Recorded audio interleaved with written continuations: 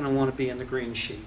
At the other end of the spectrum, you have The Economist, which is an incredibly authoritative, trusted, and expensive global publication.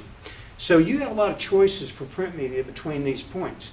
If you're in the Dallas area and you're trying to advertise a Chinese restaurant or something like that, you're probably going to use the Dallas Morning News or D Magazine to get the word out, because really all you care is getting people in the door, because it's only after they come in the door to your Chinese restaurant that they can experience the food, and then they can refer and or repeat, but they can't do that until they try the food. Well, advertising on the internet is really conceptually the same.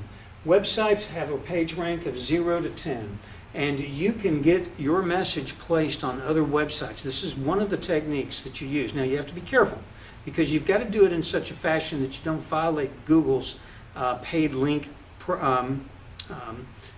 concerns, okay? But there are ways that you can get your content with links back to your website on high value page ranks. You can do that through public relations initiatives. You can do it through guest blogging initiatives. There are other techniques that you can use to get your content out there that people will see, and the links and the traffic back to your website will drive your page rank up. And of course, this is really a lot more like what the PageRank algorithm looks like, because it's logarithmic as opposed to linear. So, the PageRank strategy, SEO strategy prior to 2012, was basically get a bunch of websites and traffic linking into your website that'll push your PageRank up. Now, because Google's changed things, you have to have links from Google+, lots of videos, lots of quality content, links from YouTube. And in the future, without a doubt, you're going to also have to be paying Google for pay-per-click advertising.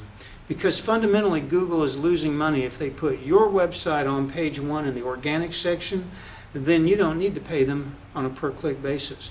So Google is in the process of changing their algorithm to make certain that,